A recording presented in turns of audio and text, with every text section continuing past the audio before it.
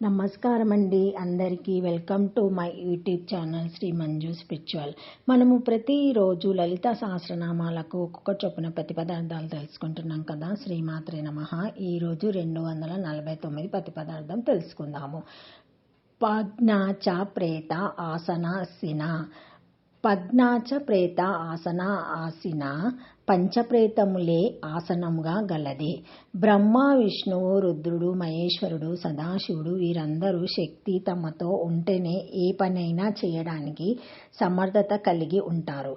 సృష్టి ప్రారంభంలో వీరందరికీ పరమేశ్వరి తన అంశ అయిన శక్తులను సహాయకారులుగా ఇచ్చి తమ పనులను కొనసాగించమని చెప్పింది. మీరు ఆ శక్తులను ఎప్పుడూ అవమానించకండి. ఒకవేళ ఆ శక్తులు గనక మిమ్ములను వదిలి వెళ్ళిపోతే మీరు శక్తిహీనులవుతారు అని చెప్పింది. అవే పంచశక్తులు: వామ, జ్యేష్ఠ, రౌద్రి, ఆదిశక్తి, పరాశక్తి. తర్వాతి కాలంలో ఈ శక్తులు తమ వద్ద లేక వారందరూ శక్తిహీనులైపోయారు. అటువంటి నిశ్చలులు, చలనం లేని పంచబ్రహ్మలు దేవి కూర్చొనే ఆసనానికి మొదటి 4 కోళ్లు కాగా సదాశివుడు పైన పలక అయినాడు. ఇదే విషయము దేవి భాగవతంలో కూడా చెప్పబడింది.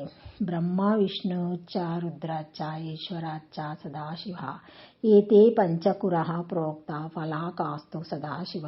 అందుచేతనే దేవి పజ్ఞాచ ప్రేత ఆసనాసిన అనబడుతుంది. శంకర భగవత్పాదుల వారు సౌందర్య లహరిలోని మొదటి శ్లోకంలో శివశక్తియుక్తో యది భవతి శక్తిః ప్రభావితాం తు నాచే దేవం దేవో నా కులో కుశలః స్పందితుమాపి అన్నారు. ఆ శక్తి గనక లేకపోయినట్లే సాక్షాత్తు ఈశ్వరుడు కూడా ఏ పని చెయ్యలేడు, శక్తిహీనుడు అవుతాడు. జ్ఞానార్జవ తంత్రంలో పార్వతీదేవి శివుని దేవ పంచప్రేతాలవ్వటానికి కారణమేమిటి, వారు నిర్జీవులు ఎందుకైనారు అని అడుగుతుంది. అప్పుడు శివుడు, సాధు పృష్టం త్వయి భద్రే పంచాగ్న ప్రేతాసనం కథం. బ్రహ్మ విష్ణుశ్చ రుద్రశ్చ ఈశ్వరశ్చ సదాశివ పంచప్రేత వరారోహే నిశ్చల ఏవేతి సదా బ్రాహ్మణ పరమేశాని కర్తత్వం సృష్టి రూపకం వామ శక్తిస్తు సజ్ఞేయ బ్రహ్మప్రేతో నా సంశయ శివాస్య కారణం నాస్తి శక్త్యస్తు కారణం యతః. దేవి, బ్రహ్మ, విష్ణు, రుద్ర, ఈశ్వర, సదాశివులు పంచప్రేతాలు. సృష్టికర్త అయిన బ్రహ్మకు వామశక్తి లేనప్పుడు అతడు నిశ్చలుడు, ప్రేత అవుతున్నాడు. శివునికి శక్తి లేదు, అతని క్రియాశక్తియే శక్తి. సదాశివుడు కూడా మహాప్రేత, శక్తి లేనందువలన చలనరాహితుడు. అట్లాగే మిగిలిన వారు కూడా తమ శక్తులు లేనప్పుడు ప్రేతాలవుతున్నారని చెప్పాడు.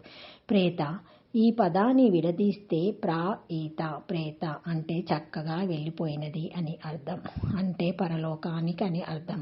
చక్కగా పంచభూతాలోకి అంటే పదార్థంలోకి వెళ్ళిపోయింది అని ఇంకొక అర్థం.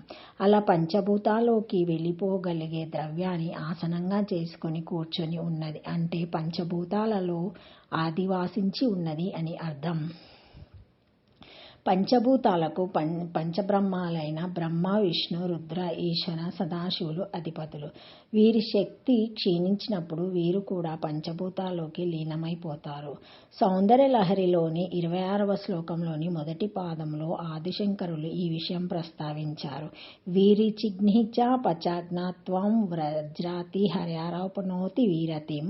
మహాప్రళయ కాలమందు బ్రహ్మలయాన్ని పొందుతున్నాడు, విష్ణువు నాశనమును పొందుతున్నాడు.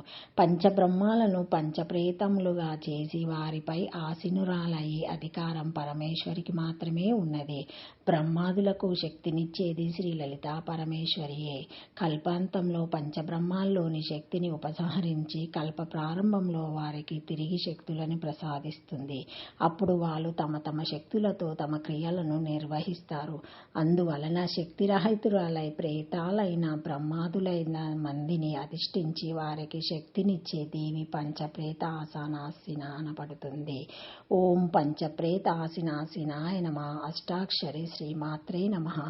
Thank you for watching my video. Please like, share, comment, subscribe to my channel. మరిన్ని వీడియోస్తో మళ్ళీ కలుస్తానండి.